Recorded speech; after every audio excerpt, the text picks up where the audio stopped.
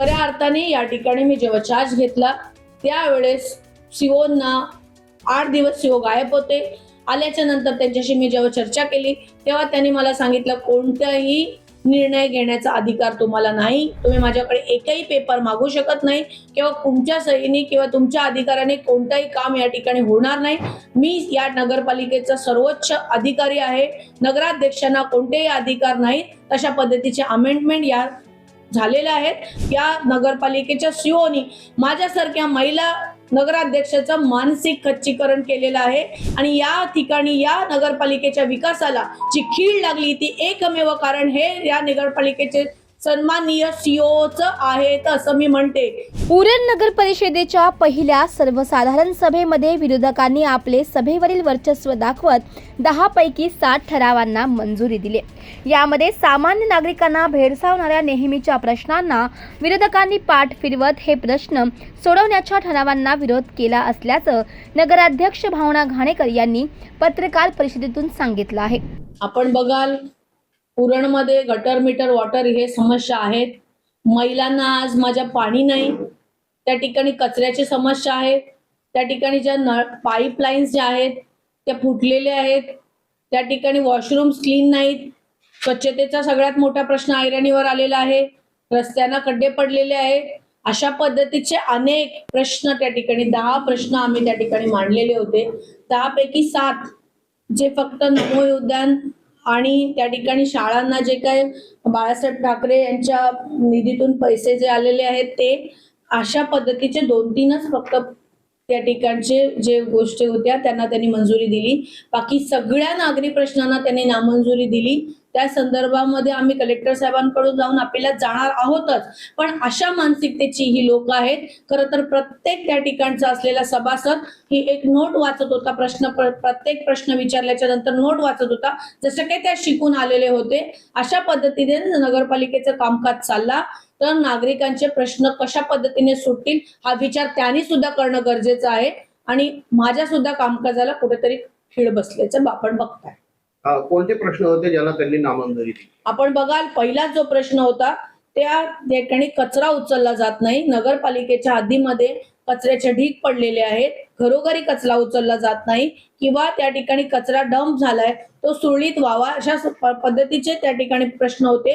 त्या ठिकाणी आपण बघाल, मच्छर आणि सगळे कीट हे झालेले आहेत, उंदीर झालेत, घुशी झालेत, तर तशा पद्धतीची फवारणी होण्या गरजेचं आहे. हे सुद्धा आम्ही त्या ठिकाणी नमूद केलेलं. त्या पहिल्याच प्रश्नाला त्यांनी त्या ठिकाणी नामंजुरी दिलेली आहे.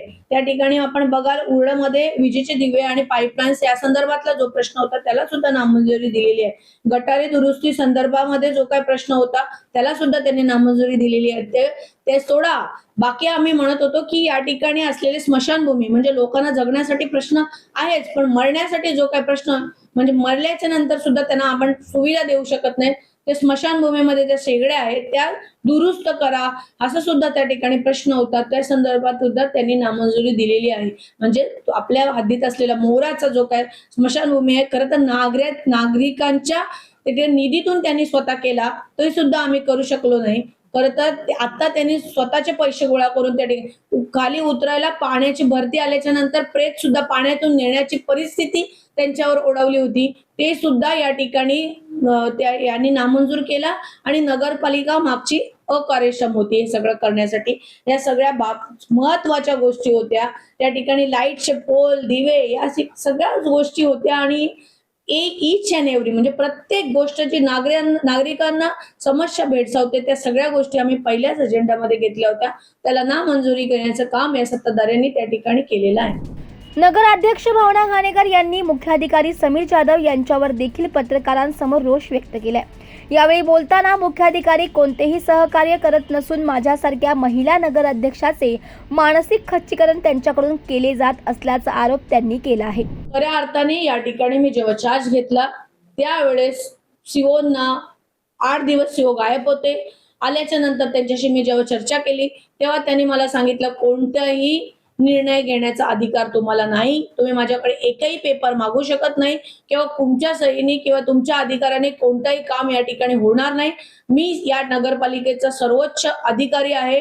नगराध्यक्षांना कोणतेही अधिकार नाहीत. तशा पद्धतीचे अमेंडमेंट या झालेल्या आहेत आणि त्या अमेंडमेंट सुद्धा मी मागितल्याच्या नंतर त्या सुद्धा मला दिले नाही. खरं तर मला दुःख होते की 3 महिने झाले नागरी प्रश्न सुटले नाहीत. ते सुटले का नाही? कारण या ठिकाणी या असलेले समीर जाधव या नगरपालिकेच्या सीओनी माझ्यासारख्या महिला नगराध्यक्षाचं मानसिक खच्चीकरण केलेलं आहे आणि या ठिकाणी या नगरपालिकेच्या विकासाला जी खीळ लागली ती एकमेव कारण हे या नगरपालिकेचे सन्माननीय सीओच आहेत असं मी म्हणते. या ठिकाणी आपण बघाल कर्मचाऱ्यांचा प्रश्न सुटत नाही. या ठिकाणी नगरपालिकेच्या कोणत्याही आमच्या टॅक्सचा प्रश्न असू दे, या ठिकाणी आपण बघाल कर्मचारी नागरिकांच्या या ठिकाणी स्वच्छतेचा प्रश्न असू दे, पाण्याचा प्रश्न असू दे, लाईटीचा प्रश्न, कोणतेही प्रश्न सुटत नाहीत. कारण फक्त आणि फक्त जर पैसा त्या ठिकाणी असेल तेच त्या ठिकाणी ठेकेदारांचे प्रश्न सुटले जातात. ठेकेदारांचा त्या ठिकाणी पोशिंदा म्हणून हा ठिकाणी नगरपालिकेचा सीओ या ठिकाणी आहे आणि हा ठेकेदार म्हणून खरं तर तोच एक ठेकेदार आहे असं मला वाटायला लागलंय. आपण बघाल त्या ठिकाणी समाज मंदिरामध्ये अनेक वर्ष 2012 पासून त्या ठिकाणी जो ठेकेदार आहे तरी या ठिकाणचे आमच्या नगरपालिकेचे कोट्यावधी पैसे ठकवलेले आहेत. त्या ठिकाणचे आमच्या नगरपालिकेचे ज्या प्रॉपर्टीज आहेत त्या ठिकाणी वसुली होणं गरजेचं होतं पण ती झालेली दिसत नाहीये. खरं तर खिळा घ्यायचा असेल तरी एकच ठेकेदार वेगवेगळ्या नावाने या ठिकाणी काम करत आहे. भयान परिस्थिती आहे. आपण बघाल बायोगॅसचा प्रश्न जो विषय आहे, बायोगॅस प्रकल्प आहे तो बंद आहे परंतु त्यावरची बिलं सुद्धा काढलेली जातात. या ठिकाणी मेलेल्या प्रेताच्या टाळूवरचं लोणी खाण्याचं काम या नगरपालिकेमध्ये होत आहे आणि हे मी कदापि सहन करणार नाही. त्या ठिकाणी कलेक्टर साहेबांना 6 निवेदन दिले. काल मी स्वतः जाऊन भेटले. त्यानंतर जर आमचा प्रश्न सुटला नाही तर नगर विकास खात्याचे मंत्री त्या ठिकाणी सन्माननीय एकनाथजी शिंदे साहेब यांच्याकडे मी जाणार आहे आणि आज प्रेसच्या माध्यमातून मी या ठिकाणी विचारते की या ठिकाणी सन्माननीय या राज्याचे मुख्यमंत्री देवाभाऊ या लाडक्या बहिणींचे भाऊ, मी त्यांची बहीण नाही का? आज मला मानसिक खच्चीकरण सहन करावं लागत आहे तर मी सुद्धा त्यांची एक बहीण आहे, या राज्याची एक मुलगी म्हणून मला न्याय मिळणार आहे की नाही हा प्रश्न मी या निमित्ताने विचारते. आता मी रस्त्यावर जाऊन बसणार आहे, या नगरपालिकेच्या बाहेर उन्हामध्ये मी बसणार आहे आणि विचारणार आहे त्यांना मला न्याय मिळणार आहे का? उरण नगर परिषदेच्या कार्यामध्ये विरोधी नगरसेवक सहकार्य करत नसून मुख्याधिकारी समीर जाधव देखील विकासाच्या दृष्टीने अडकटी करत असल्याचे सांगत महाविकास आघाडीच्या नगराध्यक्षा भावना घाणेकर आणि महिला नगरसेविका यांनी नगर परिषद कार्यालयाच्या पायरीवर ठिय्या मांडला. यामुळे प्रशासन जागे होईल का की नगर परिषदेचा कारभार विरोधाला विरोध करूनच होणार याकडे पाहणे औत्सुक्याचं असणार आहे.